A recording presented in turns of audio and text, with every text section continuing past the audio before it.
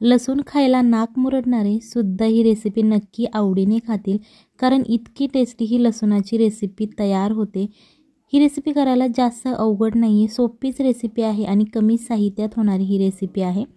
सगळ्यात पहिल्यांदा या रेसिपीसाठी आपल्याला इथे 2 चमचे लाल तिखट घ्यायचं आहे। हे लाल तिखट जे तुम्ही तुमच्या घरात वापरता ते घेऊ शकता। त्याच्यानंतर 3 ते 4 चमचे आपल्याला इथे पाणी घालायचं आहे। ते छान मिक्स करून घेतल्यानंतर 1 चमचा कॉर्नफ्लोअर घालायचा आहे। त्याच्यानंतर इथे आपल्याला 4 लसणाचे कांदे घ्यायचे आहेत आणि ते छान प्रकारे सोलून घ्यायचे आहे, जेणेकरून त्या लसणाच्या कांद्यावरची जी एक्स्ट्रा साल असते ती आपल्याला सगळी काढून घ्यायची आहेत आणि अशा प्रकारे तुम्हाला हे लसूण स्वच्छ करून घ्यायचे आहेत, जेणेकरून रेसिपी करायला आपल्याला सोपं होईल। त्याच्यानंतर एक बाउल घ्यायचा आहे आणि त्यामध्ये आपल्याला हे 4 लसणाचे कांदे घालायचे आहेत। याच्यानंतर 2 ग्लास आपल्याला गरम पाणी घ्यायचं आहे आणि हे बाउलमध्ये आपल्याला ओतून घ्यायचं आहे, जेणेकरून असा बाउल तुम्हाला घ्यायचा आहे की पाणी ओतल्यानंतर लसूण छान प्रकारे त्यामध्ये डीप झाला पाहिजे। जर तुमचा लसूण वरती तरंगत असेल तर तुम्ही अशा प्रकारे झाकण ठेवू शकता, जेणेकरून ते लसूण पाण्याखाली राहतील। त्याच्यानंतर 10 ते 15 मिनिटानंतर तुम्हाला ते झाकण काढायचं आहे आणि झाकण काढल्यानंतर तुम्हाला दिसून येईल की लसूण थोडासा नरम झालेला असेल, जेणेकरून आपल्याला रेसिपी करायला सोपं जाईल। सो अशा प्रकारे लसूण आपल्याला थोडासा नरम करून घ्यायचा आहे। जास्त वेळ लागत नाही, कमी साहित्यात आणि कमी वेळात होणारी ही रेसिपी आहे। याच्यानंतर एका कढईमध्ये तेल घ्यायचं आहे। इथे तुम्ही कोणतंही तेल घेऊ शकता, जे तुम्ही रोज खातात ते तेल घेऊ शकता। त्याच्यानंतर तेल छान असं गरम करून घ्यायचं आहे आणि ते जे आपण लसूण घेतले होते ते यामध्ये आपल्याला घालायचे आहेत। मीडियम आचेवरती तुम्हाला हे लसूण यामध्ये फ्राय करायचे आहेत। व्हिडिओ आवडत असेल तर व्हिडिओ लाईक करा आणि जर तुम्ही चॅनलवरती नवीन असाल तर चॅनलला सबस्क्राईब करा, जेणेकरून येणाऱ्या नवनवीन व्हिडिओजचे अपडेट तुम्हाला लगेच मिळतील। लसूण हे आपल्या शरीरासाठी खूप आरोग्यदायी अशी ही भाजी आहे। लसूण जर तुम्ही जास्त खाल्लात तर तुमचं रक्त जाड होत नाही, कोलेस्ट्रॉल तुम्हाला वाढत नाही। सो ही लसणाची रेसिपी तुम्ही महिन्यातून किंवा 2 महिन्यातून एकदा करून खाल्लीत तरीही चालेल आणि ज्या लोकांना लसूण आवडत नाही ते सुद्धा ही रेसिपी आवडीने खातील, इतकी टेस्टी आणि चविष्ट ही रेसिपी तयार होते। सो हे लसूण आपल्याला फ्राय करून घ्यायचे आहेत मीडियम आचेवरती, गोल्डन ब्राउन होईपर्यंत आपल्याला फ्राय करायचे आहे, जास्त एकदम करपवायचे नाहीत। थोडेसे जे गोल्डन ब्राउन होतील ते तुम्हाला पहिल्यांदा काढून घ्यायचे आहेत आणि राहिलेले नंतर तुम्ही फ्राय करून घेऊ शकता, कारण जेव्हा तुम्ही बारीक मोठे लसूण घेता तेव्हा बारका लसूण आधी फ्राय होतो। सो तुम्ही तो काढून घ्यायचा आहे, जास्त फ्राय करायचा नाही आणि राहिलेले जे मोठे लसूण आहे ते थोड्या वेळाने तुम्ही काढू शकता, जेणेकरून ते सुद्धा छान असे भाजले जातील। सो अशा प्रकारे हे आपण इथे लसूण भाजून घ्यायचे आहेत। ही लसणाची जी क्वांटिटी आहे तुम्ही कमी जास्त करू शकता, तुमच्या घरात जेवढे फॅमिली मेंबर्स असतील त्यांच्यानुसार तुम्ही लसणाची क्वांटिटी कमी किंवा जास्त करू शकता। त्याच्यानंतर इथे आपल्याला 2 चमचे रेड चिली पावडर घ्यायची आहे, म्हणजेच लाल तिखट जे आपण घरामध्ये रेग्युलर खातो। त्याच्यानंतर 1 ते 2 चमचे आपल्याला यामध्ये पाणी घ्यायचं आहे, तुम्ही अर्धा कप सुद्धा पाणी घेऊ शकता। अशा प्रकारे आपल्याला हे मिक्स करायचं आहे, जेणेकरून यामध्ये गाठी नाही राहिल्या पाहिजे आणि छान असं एक लिक्विड तयार झालं पाहिजे। अशा प्रकारे तुम्हाला हे मिक्स करून घ्यायचं आहे।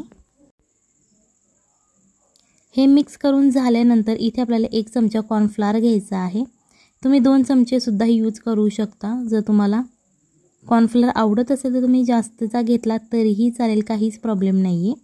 सो अशा प्रकारे तुम्हाला हे मिक्स करून घ्यायचं आहे आणि कॉर्नफ्लोअर मिक्स करताना लक्षात ठेवायचं आहे की यामध्ये गाठी नाही झाल्या पाहिजे। जर तुमच्या यामध्ये गाठी तयार होत असतील तर तुम्ही चमच्याच्या मदतीने फोडू शकता किंवा हाताच्या मदतीने फोडलं तरीही चालेल। याच्यानंतर अर्धा चमचा हळद आणि चवीनुसार तुम्हाला मीठ घ्यायचं आहे। हे सगळे मसाले टाकून झाल्यानंतर आपल्याला 1 चमचा गरम मसाला घालायचा आहे। त्याच्यानंतर परत हे मिश्रण एकदा आपल्याला मिक्स करून घ्यायचं आहे, जेणेकरून सगळे मसाले एकजीव होतील। अशा प्रकारे तुम्हाला हे मिक्स करून घ्यायचं आहे। लाल तिखट जे आपण यामध्ये घातलेलं आहे त्याची क्वांटिटी तुम्ही कमी जास्त करू शकता। त्याच्यानंतर आपण ज्या कढईमध्ये लसूण फ्राय केला होता त्याच कढईमध्ये आपल्याला ही रेसिपी करायची आहे। जे एक्स्ट्राचं तेल आहे ते काढून घ्यायचं आहे। त्याच्यानंतर थोडंसं तेल 1 ते 2 चमचे तेल यामध्ये ठेवायचं आहे आणि त्याच्यामध्ये अर्धा ते 1 चमचा जिरे घालायचे आहेत आणि 4 ते 5 लसणाच्या पाकळ्या घालून ते फ्राय करून घ्यायचं आहे। जेव्हा लसणाच्या पाकळ्या फ्राय होतील त्याच्यानंतर तुम्हाला एक बारीक चिरलेला कांदा घ्यायचा आहे। तुम्ही जाडसर चिरून सुद्धा घेऊ शकता। जर तुम्हाला जाडसर आवडत असेल तुम्ही तसा कांदा वापरला तरीही चालेल। कांदा आपल्याला या तेलामध्ये लालसर होईपर्यंत फ्राय करायचा आहे। जर तुम्ही चॅनलवरती नवीन असाल तर चॅनलला सबस्क्राइब करा, जेणेकरून येणाऱ्या नवनवीन व्हिडिओजचे अपडेट तुम्हाला लगेच मिळतील। सो अशा प्रकारे तुम्हाला पहिल्यांदा कांदा फ्राय करून घ्यायचा आहे। लहान मुलांना जर कांदा लगेच फ्राय होत नसेल तर त्यामध्ये तुम्ही थोडंसं मीठ सुद्धा घालू शकता। त्याच्यानंतर एक जाडसर चिरलेला आपल्याला बटाटा याच्यामध्ये घालायचा आहे आणि हा कच्चा बटाटाच घेतलेला आहे, उकडलेला नाही। जर तुम्हाला कच्चा बटाटा आवडत नसेल, काही जणांना कच्चा बटाटा आवडत नाही, तर तुम्ही इथे उकडलेला बटाटा वापरला तरीही चालेल। बटाटा आपल्याला थोडासा तेलामध्ये फ्राय करून घ्यायचा आहे, जेणेकरून तो सगळ्या बाजूने थोडासा क्रिस्पी होईल। त्याच्यानंतर आपण जो मसाला तयार केला होता तो मसाला आपल्याला यामध्ये घालायचा आहे आणि छान असं मिक्स करून घ्यायचं आहे, जेणेकरून हे जे सगळे मसाले आहेत ते या बटाट्याला लागले जातील। अशा प्रकारे तुम्ही हे मिक्स करून घ्यायचं आहे। थोडंसं 1 ते 2 मिनिटे बारीक आचेवरती आपल्याला थोडंसं हे शिजून द्यायचं आहे। त्याच्यानंतर अर्धा कप यामध्ये तुम्ही पाणी घालू शकता। साधं पाणी घातलं तरीही चालेल किंवा तुम्ही कोमट थोडंसं पाणी घातलं तरीही चालेल। ते परत एकदा मिक्स करून घ्यायचं आहे पाणी घातल्यानंतर आणि थोडीशी याला आपल्याला उकळी आणून द्यायची आहे। जेव्हा यामधले बटाटे शिजले जातील